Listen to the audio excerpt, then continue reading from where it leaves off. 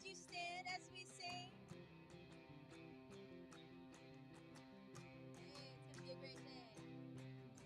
Do you see what I see? I see lightning, I hear thunder. Something stirring 6 feet under. Dead things coming back to life. I believe there's about to be another resurrection.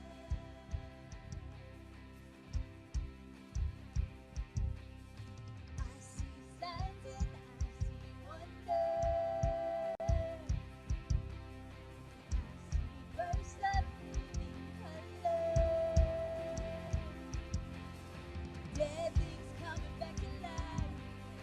I believe there's about to be another resurrection.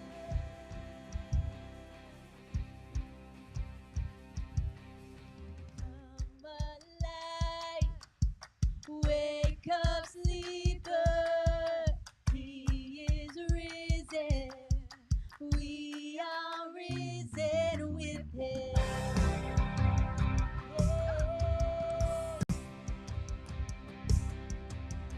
Hallelujah, it is finished. Celebrate nobody's in there. Dead things coming back to life. I believe there's about to be another resurrection. Come on! Come alive. Come on, wake up. Wake up, sleeper. He is risen. We are risen with him. Paradise flung wide open.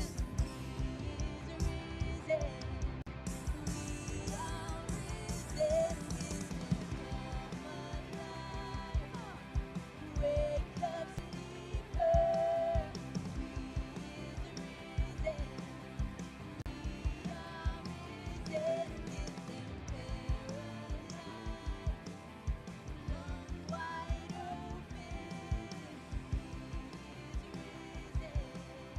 We are risen with him. Woo!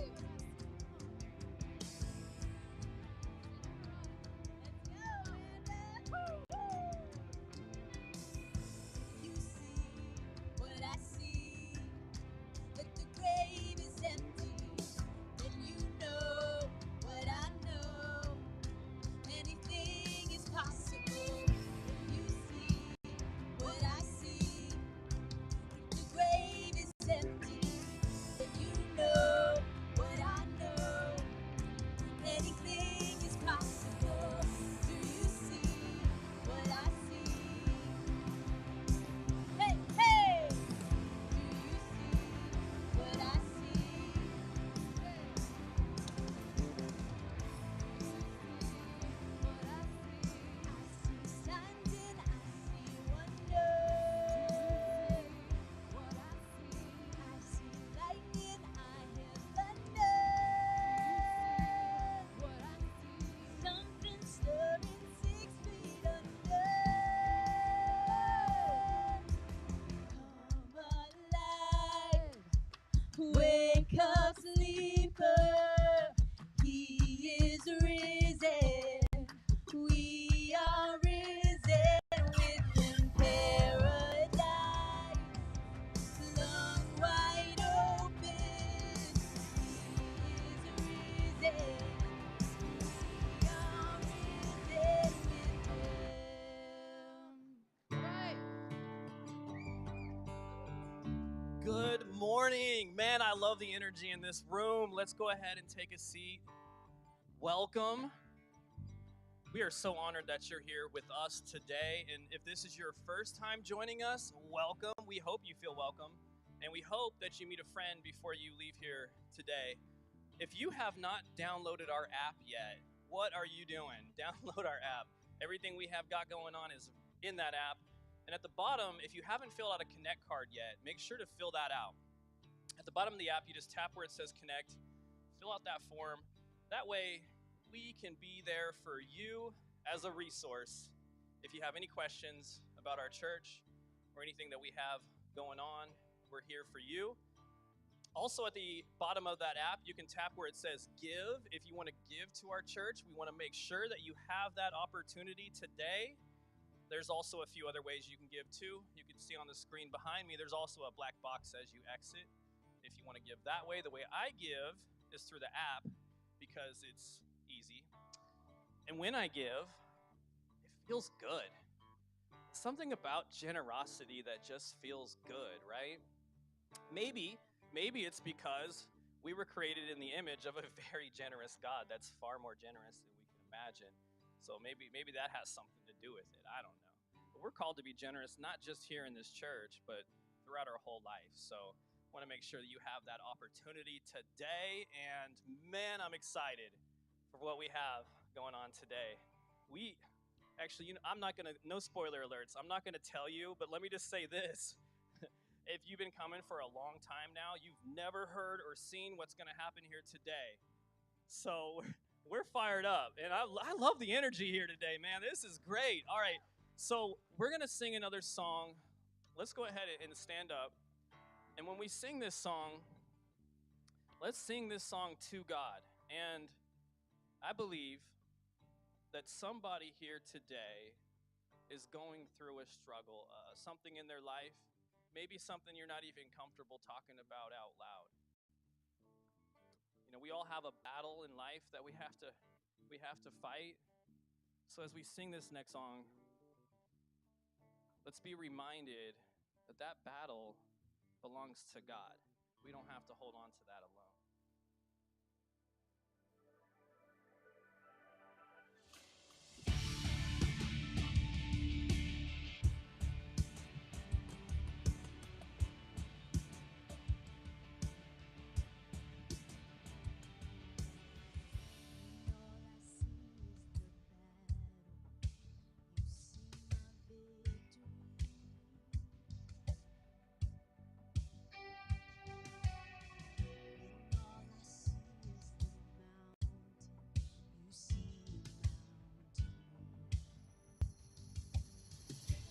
As I walk through the shadow, your love surrounds me.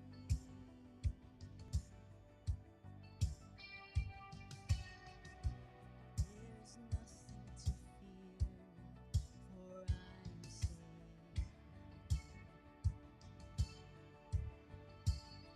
So when I fight, I'll fight on my knees with my hands lifted high. Oh God, the battle belongs to you. In every fear, I lay at your feet. I'll sing through the night. Oh God, the battle belongs to you.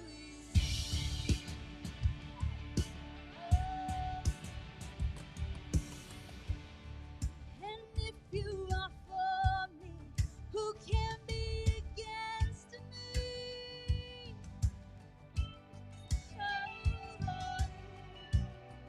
For Jesus, there's nothing impossible for you. When all I see are the ashes, you see the beauty.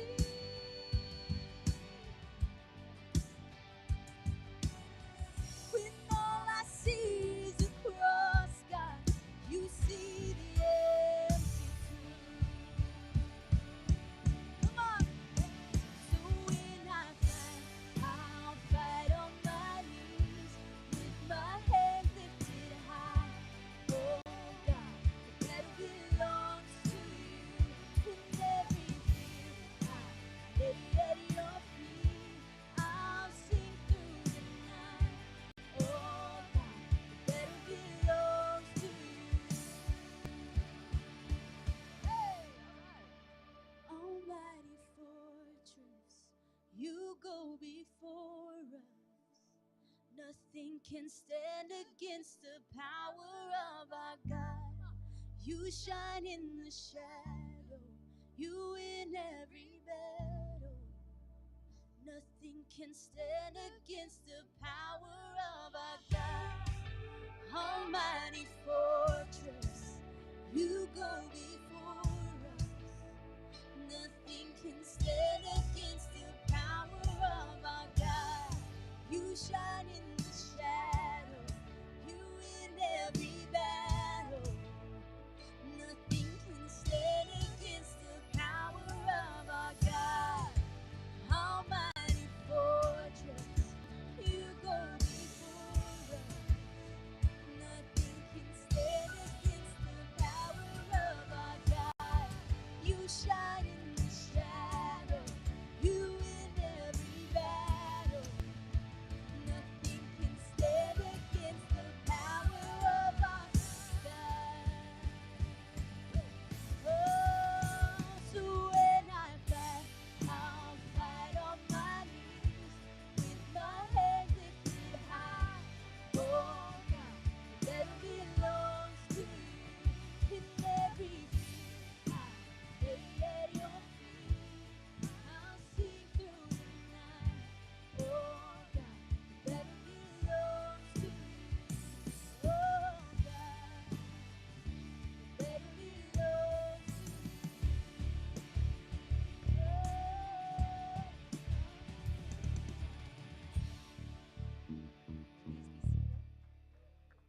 All right, well, hey, what's up, Journey? I am not there. My wife and I are in Cancun every single year. We take a week trip, all inclusive resort vacation. Sometimes you just got to treat yourself. I encourage you, go on vacation, save up for it, pay for it in full. Don't take a loan out for it, but go on vacation. You got to treat yourself. It's a good thing to take a break. So I'm not there, but I haven't neglected my responsibilities. You got a great preacher with you today. His name is Joel Pasmino, and he works at the Journey Church in the Nova, Northern Virginia. Now, Joel, man, I've heard Joel speak. He's amazing, phenomenal. That's why I reached out to him. I said, hey, can you come and preach for us here at Journey? By the way, there's no affiliation with the Journey and Journey, but we're all Christian church. And here's what I love about the Journey. They supported us in our launch by giving us $1,000 as we got started. So we are so grateful for the Journey's generosity. But you got Joel Pasmino preaching for you today. And Joel started a church in DC, led it for several years. He's been through the thick and the thin, the ups and the downs. He's been through some stuff. And I loved hearing his story and just hearing all the things that he's been through and how he's remained faithful through it all. So you're going to hear from a man today who doesn't just talk the talk, but he walks the walk. He knows what he's talking about. He's been through it, and I'm excited for what you're about to hear. So would you stand to your feet? Everybody at Journey, stand to your feet. Make some noise. Put your hands together. Let's give it up for Joel Paz.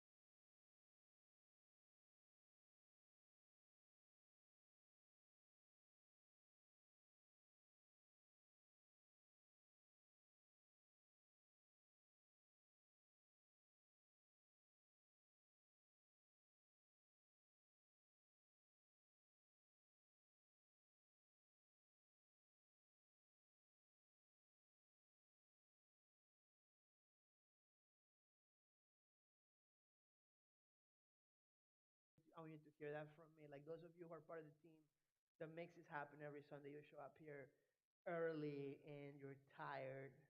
Uh, God sees that and it matters to Him. I wanted to hear that from me. I'm also recovering from a little bit of something, so my voice sounds hoarser than normal.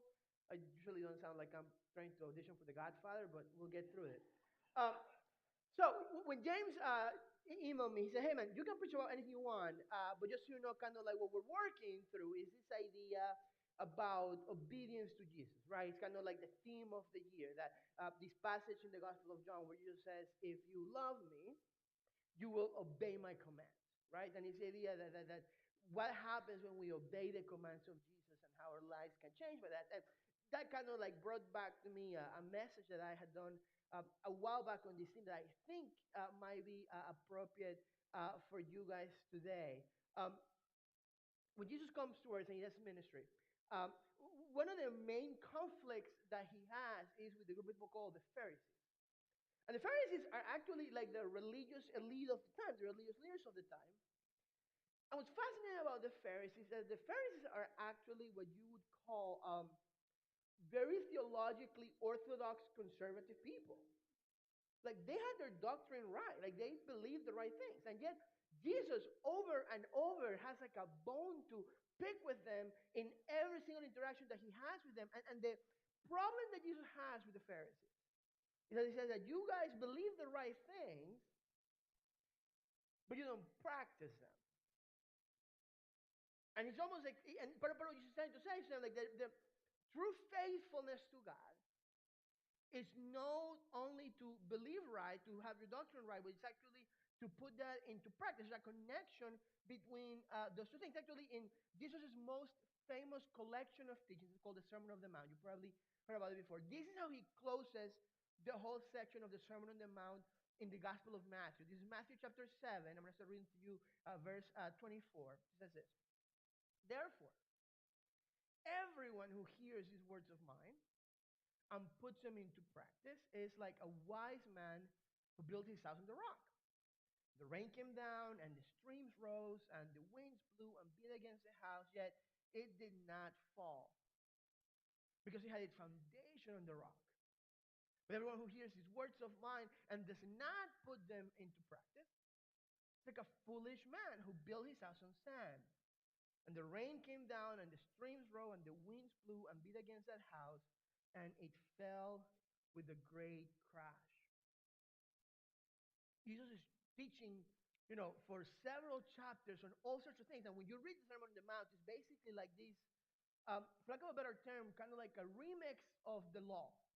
Like take the main things that you find in the Jewish law and kind of like recontextualizes them and kind of like injects himself into them and closes that whole section, giving them this challenge that the whole point of his teaching was not just for people to agree with him and say, hey, it's right, or for people to say, hey, I believe in what you're saying, but actually the whole point of his teaching was for people to put those teachings into practice. And to drive that point home, he tells a parable that we just read. And it's interesting because if you listen to the parable, notice how Jesus describes the rain, right? This is not a light rain like what we've been getting for like 3 weeks and seems like it's never going to go away, right? This is a nasty storm. The rain falls down, the streams rise, the winds blow. Jesus is describing a storm of the powers that can actually destroy a house. A few years ago, I was doing a tour of the Holy Land, and our tour guide was telling us that on average, the Holy Land gets as much rain as Seattle, which you would not think based on the pictures that we normally see. And he says the thing is that the Holy Land gets all of its rain during a 3-month period. And the rest of the time is dry. Like the images that you normally have, like deserted areas, it's because of that. What that means is that when it rains in Israel, it rains, right? So he's giving this parable to people who are not inexperienced with what it is to face a strong storm. And Jesus is kind of like making this connection between the bad storms that a house can be exposed to the bad storms that we can experience in life. What Jesus is saying is this, right? He's saying that you can listen to his teachings, you can go to church, you can volunteer at church, you can buy the books, you can listen to the podcast, you can have like the sticker of the radio station on your car. But if you're not putting his teachings into practice, then when the storms of life come, when societal pressures start, bearing down on you, when the political tensions arise, when, I don't know, when there's a global pandemic and You're stuck in your house for months on end, that you don't go to church anymore, and it just becomes like a thing that you may or may not watch. Know that that's ever happened to any of us here. Um, your faith can easily crumble because of the foundation it's set on. And what Jesus says is the way that you avoid that from happening is to put his teachings into practice, which, by the way, is the posture of obedience. When you guys are journeying through this year, and the one key verse that James mentioned that you guys looked at is this verse from John 14:15. If you love me, keep my commands, right? What the passage is saying on one level, we'll look at this, is that obedience is the litmus test of love, right? That you can say you love God, but he's saying if you're not obeying me, do you really love me? Now, this is the thing. That's much easier said than done, isn't it? Because you're a Christian and you have a pulse. You have probably experienced moments when you knew what the right thing to do was, when you knew what Jesus taught on something, and yet you did not do the right thing. You actually probably went and did the opposite of the right thing, right? Many of us, a lot of times, will probably experience this and say, hey, I don't know what came over me. I don't know what happened. He said this, she said this, and next time I think we're both yelling at each other, right? Like something happened and something came over me, and next thing I know, I'm like kicked out of the bar. Whatever the situation is, right? Like there's moments that just happen. And the thing is that if we've all experienced it, then we read the passage like this, and our first instinct is to assume that the difference between the wise person that builds his house on the rock and the foolish person that builds his house on the sand is just a matter of willpower, right? Like if obedience is a litmus test of love, then well, those who have the willpower, those who white knuckle it enough, those who like are strong enough, that are decisive enough, those are the ones that get to obey God and build their house on the rock, and the rest of us end up feeling like we're the foolish. Now you may feel like you have it together and you have the willpower, and if that's you, congratulations online. For the rest of us, the normal human experience is that obeying Jesus doesn't come natural, right? Uh, and the problem is that a lot of religious talk is presented in that spectrum. That the main problem that people have, the main barrier to obedience to God, is willpower.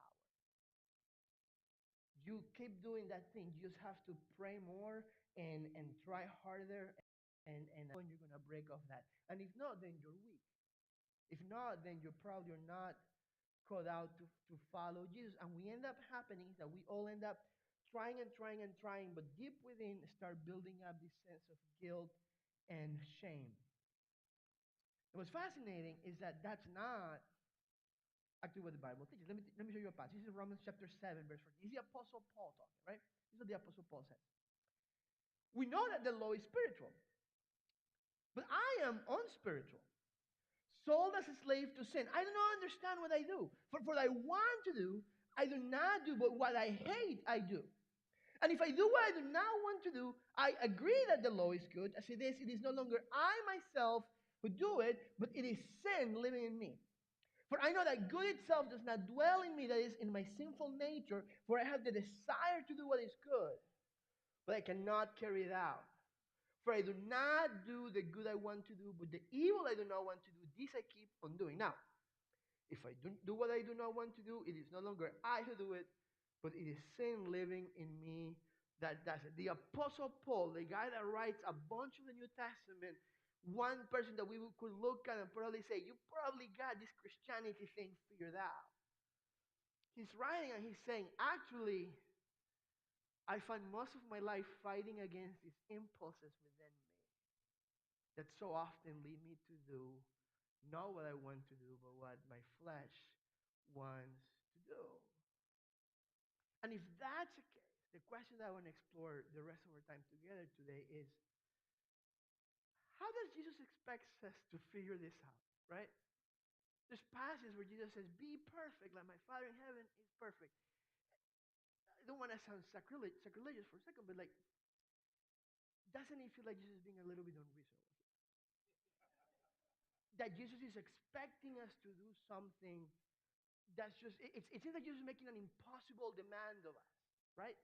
Or it feels like it is a possible demand for everybody else except me, right? Like Jeremy's got it, right? He has the look, he has the cool hoodie, he has the social media thing, he's got Jesus. I don't. And then what ends up happening is that every time I fail, every time I miss the mark, every time I sin, every time I don't live up to what I believe Jesus is calling me to do, I look in the mirror and I think to myself, is there something wrong with me? Am I basically already condemned to be a foolish builder? And is my life is going to fall apart one day, and am I just wasting my time here because I'm never going to change? But I think that there's a different way that we can look at this. And for me, what was helpful was discovering the work of the Christian philosopher Dallas Willard. And if you're not familiar with him, Dallas Willard was a philosophy professor at USC, but he was also a writer who wrote a bunch of seminal books of spiritual formation. And when I was in seminary, they made us read one of his books. It's called The Spirit of the Discipline. And in that book, there's a chapter that's called The Secret of the Easy Yoke. And the chapter is based on this passage where he says, come to me, all of you who are weary and heavy laden, and I will give you rest and learn from me. And then he says, because my yoke is easy and my burden is light. And kind of like the main argument that he's making is that a lot of people struggle with that passage because there's nothing easy about following Jesus, right? Like following Jesus seems like this very hard thing. So how is Jesus saying this? And the argument that he makes is that the main problem that we have is that we struggle finding the connection between the commandments of Jesus and the lifestyle of Jesus. The secret of Jesus' life is that his ministry flowed of how he lived his life with the Father. Jesus was somebody for whom it came naturally to be loving, to be kind, to be compassionate, to be holy. And most of the time we think about that in terms of Jesus' divinity, right? That Jesus is being good comes naturally to Jesus because he's God. What you see in the Bible is that Jesus also has a human nature, that Jesus is tempted, right? That Jesus was Jesus accomplishes on earth, he accomplishes as a human being. So maybe it's not only that Jesus is able to do the things that he's able to do because of his divine nature, but what if Jesus is able to do the things that he's able to do because of the type of life that he had with his Father daily? And if that life was the thing that was empowering him to move and act in the world, we think that obeying Jesus consists of being able to do things on the spot.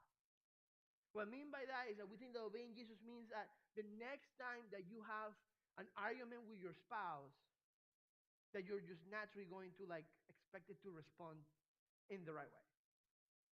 That the next time that your son or daughter does something that they're not supposed to do, they ought in the right way and treat it right. Like we think that obeying Jesus means that when the temptation comes or the difficult situation comes, that we're naturally going to spring to do things in the right way. But the thing is that without having the lifestyle of Jesus, the type of connection that Jesus has with his Father, that is always going to feel impossible. Conversely, though, when we live life like Jesus lived it, when we have the connection to the Father that Jesus had, when we devote our life to what the way that Eugene Peterson translates that passage, to the unforced rhythms of grace, we start becoming people for whom doing the right thing comes naturally. To forgive, to turn the other cheek, to love. Dallas Willard in his book, he says this quote. I'm going to read you a couple quotes from him today to help me explain this in a more succinct way. He says this: Jesus never expected us simply to turn the other cheek. Go the second mile, bless those who persecute us, give unto them that ask, and so forth. These responses, generally and rightly understood to be characteristic of Christ's likeness, were set forth by him as illustrative of what might be expected of a new kind of person.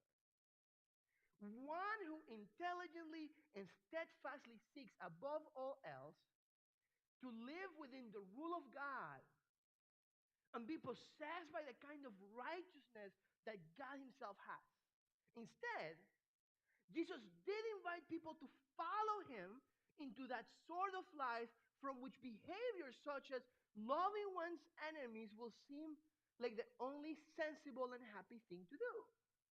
For a person living that life, the hard thing to do would be to hate the enemy, to turn the supplicant way, or to curse the curser, just as it was for Christ. True Christ likeness, true companionship with Christ, comes at the point where it is hard not to respond as he would. Now the question is, how do we do that? And for Willard, the answer is to imitate the things that Jesus did in communion with God. Like if the ministry of Jesus flows out of the lifestyle of Jesus, what if, hear me out, we've been trying to do things in the wrong order. We've been trying to be forgiving and compassionate and merciful and holy, which are all important and good things, without first cultivating the lifestyle that Jesus has with his Father that creates that result. This is what he says. The secret of the easy yoke then is to learn from Christ how to live our total lives, how to invest all our time and our energies of mind and body as he did. We must learn how to follow his preparations, the disciplines for life in God's rule that enabled him to receive his Father's constant and effective support while doing his will. We have to discover how to enter into his disciplines from where we stand today, and no doubt how to extend and amplify them to suit our needy cases. What is Willard saying? Willard is saying that we need to put into practice the habits of Jesus. The things that the Gospels show him doing to seek communion with his Father. Jesus lives a life of prayer. Jesus lives a life of spending time in solitude with God. Jesus lives a life where fasting becomes part of his routine. Jesus lives a life where meditating on the scriptures is a constant thing that he does. Historically, the church has called these things spiritual practices or spiritual disciplines, which is the same word that Dallas Willard keeps bringing up in that quote. But what these really are, to be kind of like very practical today, are habits. A couple of years ago, I was doing kind of like a bit of reading and researching the connection between habits and discipleship. And I came across this book called The Power of Habit. It's not a Christian author, but in this book, the research looked at how people were able to change their habits. And he looked at some research in the field of neuroscience that we've been doing to try to understand how the brain works when it comes to habits. And he looks at experiments of, animals and how their brain chemistry works when they are trying to teach them something, like when you're trying to teach a rat how to move through a maze, stuff like that. And in most of those experiments, what you notice is that there's kind of like this initial cue. So, for example, say, you're trying to get a rat through a maze, the maze door opens and makes a sound. And then the animal is expected to perform some sort of routine, kind of like get through the maze. And when he gets to the end of the maze, he gets some sort of reward, right? Usually a chocolate, right? And what the scientists discover is that the way that brain activity works is that the brain eventually automates the process so that the lab animals perform their routine automatically. It's the same way, for example, that our brains work when we brush our teeth, right? Like at some point when you were a kid, I'm trying to teach my kid how to brush your teeth. So we have like this app. It's like a Disney World timer. So like Mickey shows up and there's like a timer and like a picture comes in. And I'm trying to teach my kid, but you don't think like that, right? Like you wake up in the morning, you pull out your toothbrush, then you start just going like nothing, right? At some point when you were learning how to drive, you had to be mindful of everything, like put your foot here, count to something, pull out. Now, all of this stuff comes just natural. It's like our brain kind of has automated that process. That's something that the research is called the habit loop. Now, what's crazy is this. Sometimes the way that those experiments are done, the brain starts associating the cue with the reward. So, for example, if there was the rat that went through the maze and at the end of the maze got like a piece of chocolate, What they notice is that eventually at one point the door of the maze opens and automatically the brain activity starts spiking like if they had already received the chocolate. They were craving that reward. This is why every time I smell fried chicken, I have to have fried chicken, right? It's a cue for me. But by the way, this is also how marketing companies sell you stuff. From Febreze to toothpaste, like they get us to associate a certain image or brand or smell with a positive feeling, which creates a longing in us for that. By the way, this is also how addictions develop in people. And the author has a couple of profound insights in this research. This is one of those. He says this. When a habit emerges, the brain stops, this is scary, it says the brain stops fully participating in decision making. It stops working so hard or diverts focus to other tasks. So unless you deliberately fight a habit, unless you find new routines, the pattern will unfold automatically. Remember we were talking earlier today? I don't know what came over me. Like I blacked out and I just yelled back or I just punched back. Well, actually, no, it's probably a habit loop in your brain that every time you get angry, you express that aggression somehow, and that's why you're in handcuffs in the back of a police car right now.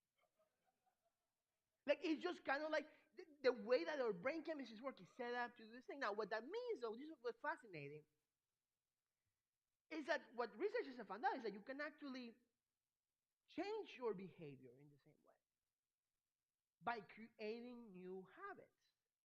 You don't just do it by willpower. And one of the opening stories in the book is about a woman called Lisa Allen.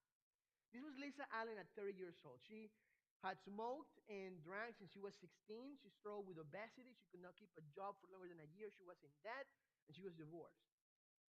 At 34, Lisa Allen had no debt. She didn't drink anymore. Her last cigarette was 4 years ago. She was on her 39th month working on a graphic design firm. She had lost 60 pounds.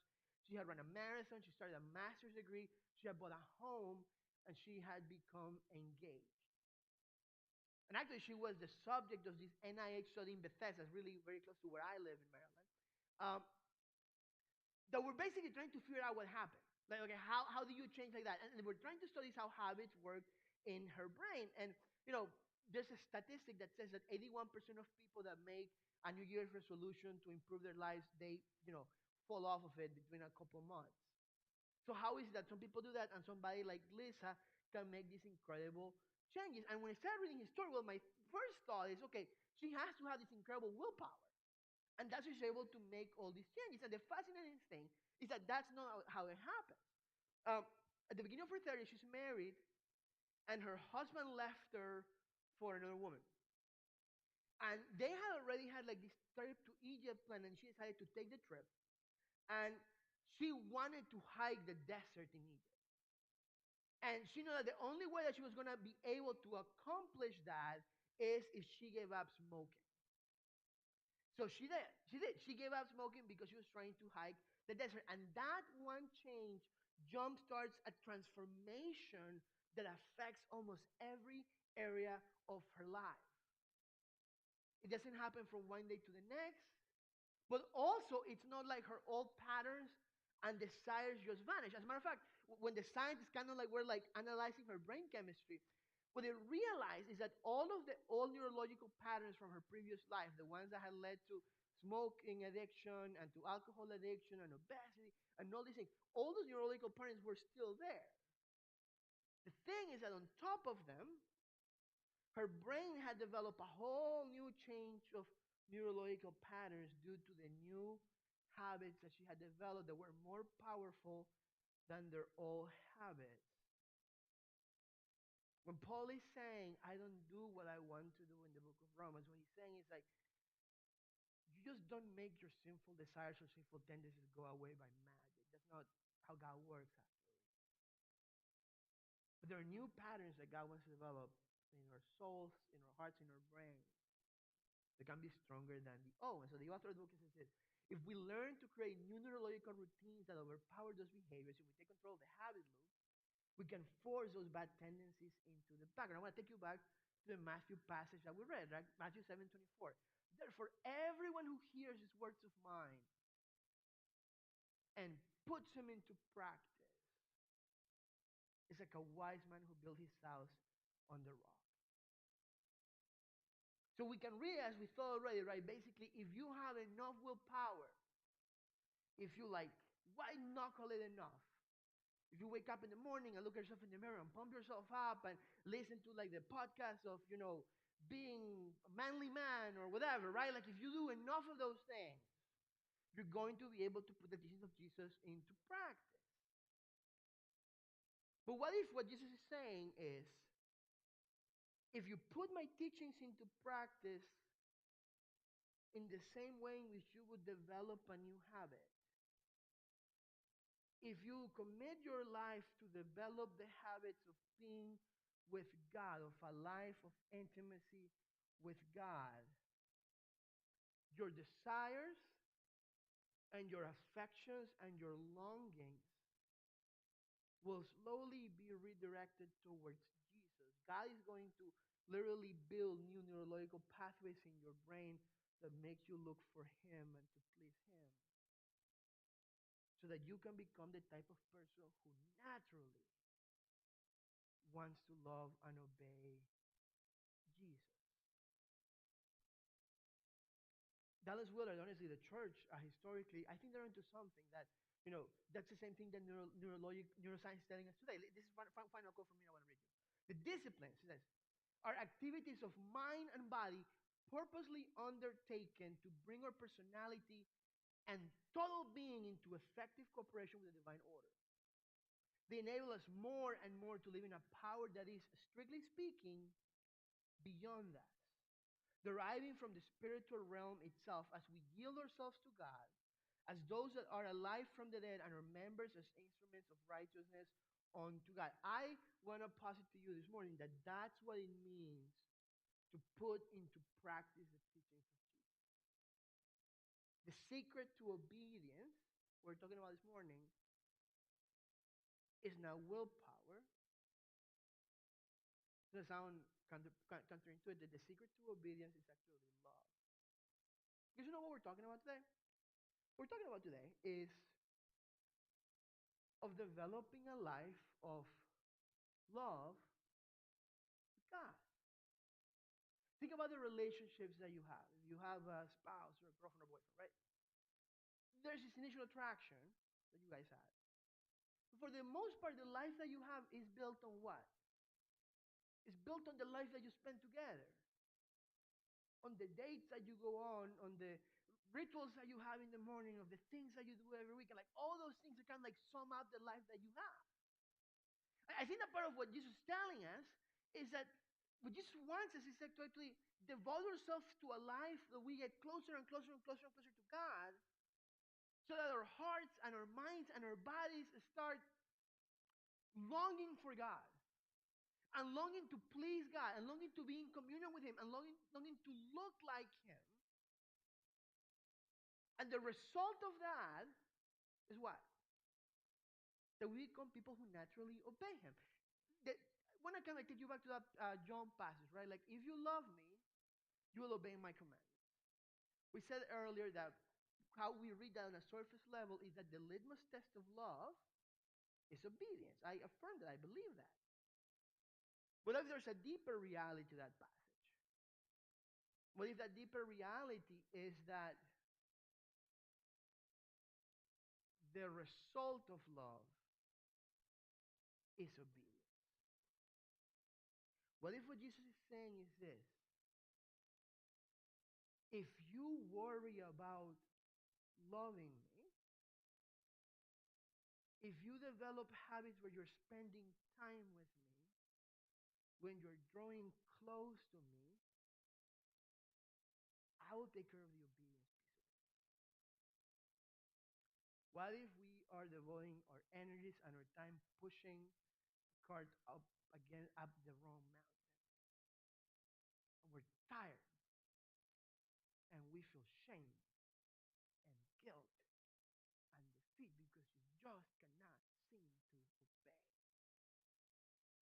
What if what Jesus is saying? No, actually, if you become people who love me, if you devote yourself to the practices and the habits of drawing close to me, the natural result of that is that you are going to become people who live like me. This will sound like a terrible illustration, but bear with me, okay? Um, Anybody watch the first Karate Kid movie? The original one, Ralph Macchio? Okay. Then this illustration might not make sense for most of you, but will bear with me because I started it. In the movie, Daniel San is this kid. He wants to learn how to do karate, and Mr. Miyagi, his teacher, is like this karate professor. And he comes and he asks me, teach me how to do karate. And he starts making him do all sorts of weird tasks around the house. So he has to paint the fence in the house, and he has to wax his car. And there's a bunch of the movie that just happens like that. And there's a scene. This is what I miss about pre-COVID days. I could show movie clips without being worried about getting copyright like shut down on YouTube or Facebook. But anyway, in the movie, imagine I'm showing you the clip. Danielson explodes and he yells at Mr. Miyagi. He's like, "You're just taking advantage of me, making me do all these chores. I don't wanna I don't wanna paint your dumb face. I don't wanna wax your car. Just teach me how to do karate." And he like it starts like he stops it and he's like, "Show me the movements that you do when you paint the fence." And he starts like going like this, like, "Show me the movements you do when you wax the car." And he starts doing this, and then he starts attacking him.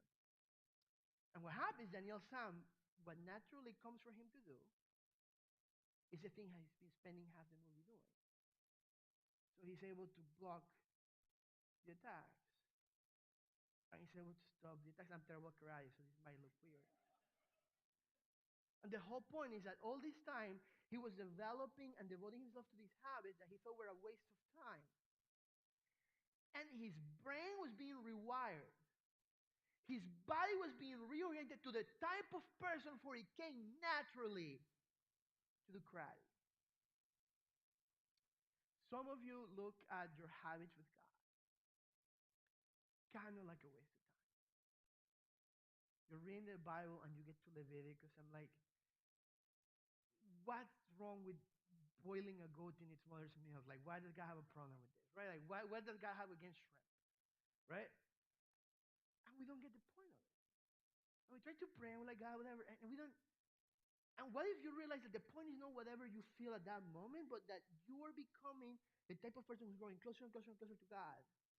And God is doing something in you underneath what you can see, underneath what you can feel, transforming you into the type of person who can obey his commands. My friends, that is how we build the house on the rock. I'll show you this image to finish today.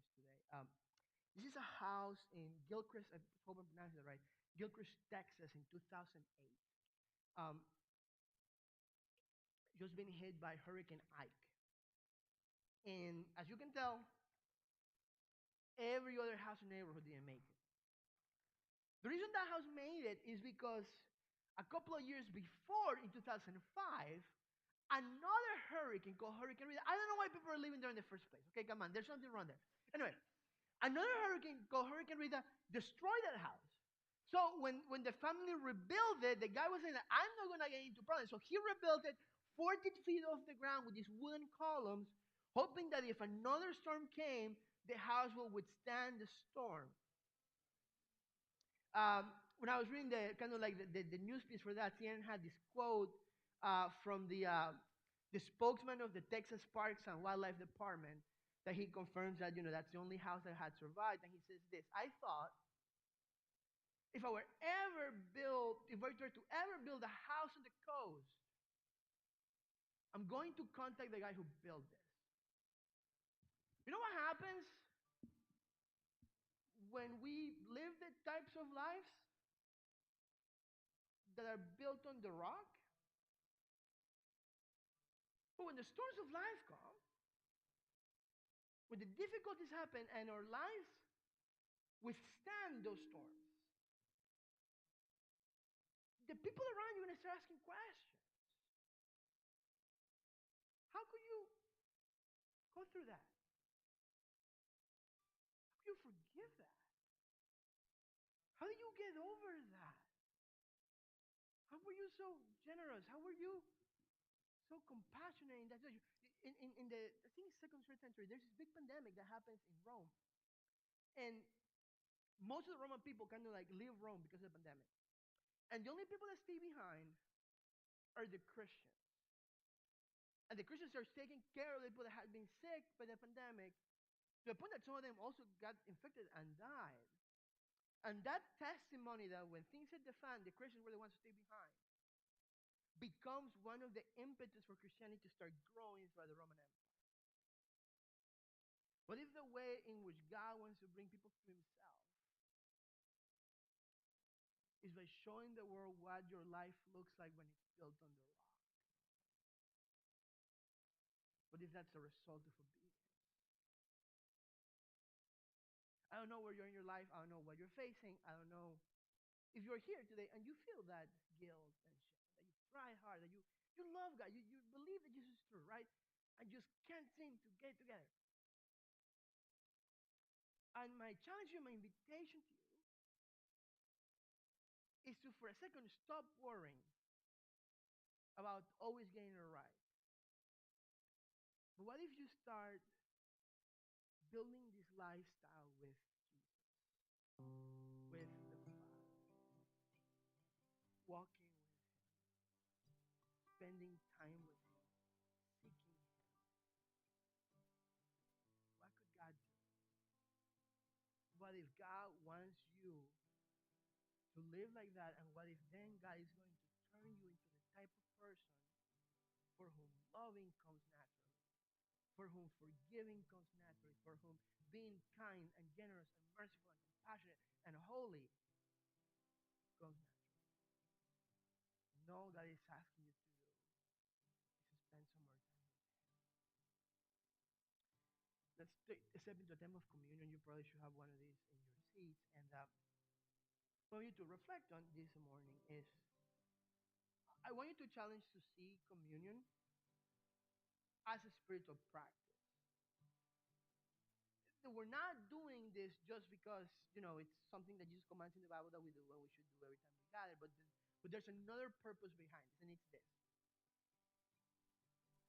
Every Sunday when we gather, you are physically touching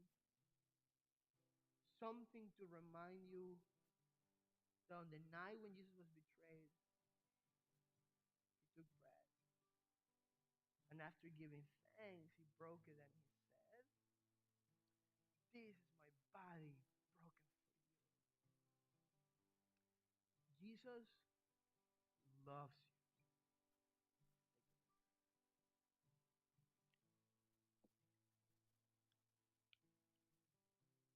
In the same way, after taking the bread, He took the cup. And after giving thanks, He said, "This cup is new covenant in my blood, poured out for you for the forgiveness of sins." And then Jesus says, "Therefore, every time you eat this bread and you take this cup, you're announcing the Lord's death until He comes." Every week, you're physically reminding your body, your brain, your heart, and your soul that God loves you. And Jesus died for you. And I think that that will do something inside of us that will draw us to want to be with God. Father, we come before you this morning. Honestly, some of us probably weary and heavy laden, like this passage that Jesus preaches us. And some of us have been trying so hard for so long to obey based solely on willpower. And we can't. We're tired.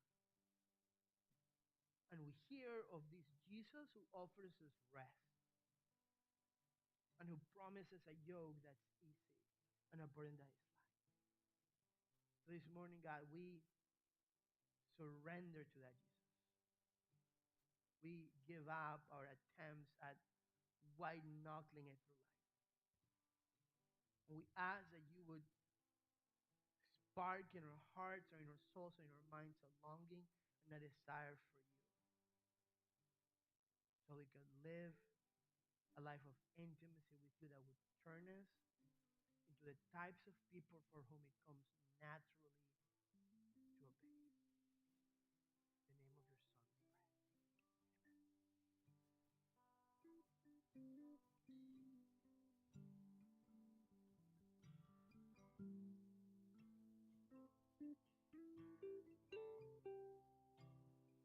In the name of your Son, we pray.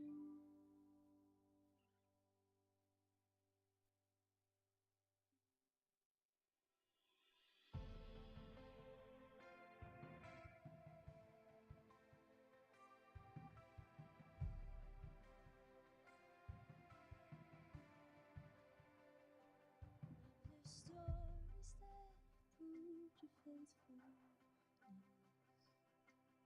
I've seen miracles my mind can comprehend, and there is beauty in what I can't understand. Jesus, it's you. Jesus, it's you. I believe you're the wonder-working God. You're the wonder-working God. All the miracles I've seen, too good to not believe. You're the wonder-working God. You heal because you love. All the miracles we see, too good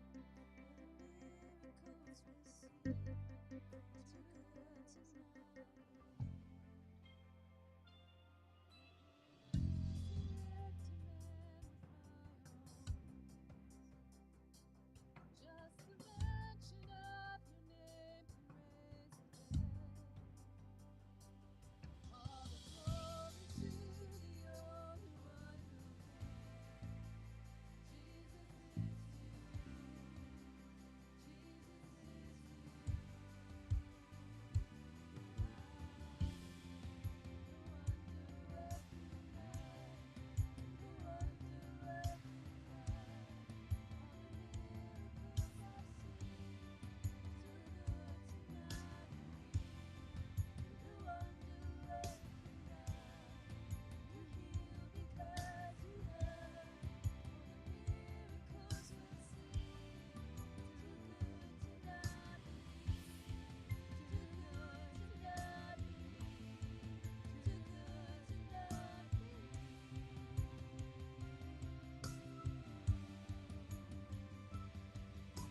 Jesus is seen broken bodies healed. Don't you tell me he can do it. Don't you tell me he can do it. I've seen real life resurrection. I've seen mental health restored. Don't you tell me he can do it. Don't you tell me he can do it. I've seen families reunited. I've seen prodigals return. Don't you tell me he can do it. Don't you tell me he can do it. I see trouble.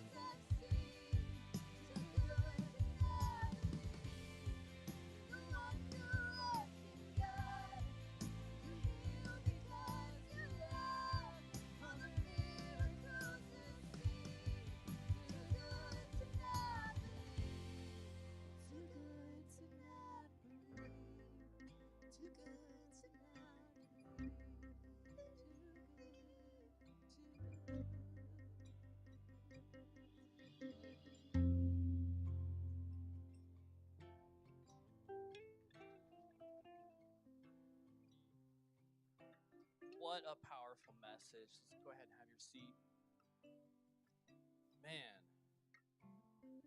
we need to stop worrying about always getting it right. Instead, let's just focus on building a relationship with Jesus. The stronger that gets, the more things tend to fall in place, right? So we can't just hear a message like this and not do anything. So it's got me asking myself, what more can I do to obey Jesus? What more can I be doing in my life, not just here in church, but throughout the week? You know, I love that he spoke on that book, Power of a Habit, because that's how we stay consistent, is with a habit. So maybe the next step for us is to take a look at the habits we don't have in our lives and see if we can't implement some willpower and some discipline to build that habit. Maybe what's next is to make prayer a priority, as Jesus did, or to be reading our Bibles. There's so many things that we could think of as we think about obeying Jesus. One other practical thing we can do is you could sign up to serve right here in his church. If you have gifts and talents and you want to share those, the app that I mentioned earlier, you can see right in that app where you can sign up if you want to serve. We have a lot of fun. We make things happen here, and we would love for you to join us. Another way, too, is to join a group. If you're not already part of a group, you're kind of missing out on some of what we're doing here as a church, because church does not start and stop here on Sundays. It goes throughout the week. And we get a lot of inspiration sitting in here, right? But we build relationships and get a whole lot of support in these groups. In fact, there's a group tomorrow evening I'm hosting at my house. I'd love to have you come, which reminds me I need to clean my house. I said that last time. I know. Hey, real is all we know. I know. So another thing we could do, another practical step that we should all be doing is take inventory of who you know in your life. Take inventory of who you know that has never found their faith. They don't know Jesus. Or maybe they've found their faith, but they've drifted from it. We all know these people, right? And if you don't know these people, if no one comes to mind, maybe that's what's next, is just to start being aware and paying attention to who these people are. Identify who they are in your life, because we all know them. Maybe we could take note. Maybe I have a note in my phone where I have a list of those people, just so I can be intentional in making it a priority to speak with them, to love them, to do anything I can do to encourage and inspire them. And if that sounds heavy to you, like, I don't know if I'm there yet, well, it can be as easy as reaching out to them and just telling them your story. Don't underestimate what God might use your story for. Or maybe you just invite them to church and just say, hey, come sit with me this Sunday. That's a very practical way that we can, continue to move towards Jesus. So when you leave here today, just keep thinking through this. Let's take some action today. So I'm very excited about next week. I'm not even going to give you guys any spoilers, but it's going to be awesome. So you definitely want to come back next week. Bring a friend and meet a friend. Before you leave here today, meet somebody, ask them out to lunch. Don't make it awkward, but ask them out, So anyways, we'll see you guys next week, and enjoy the rest of your day. See you guys.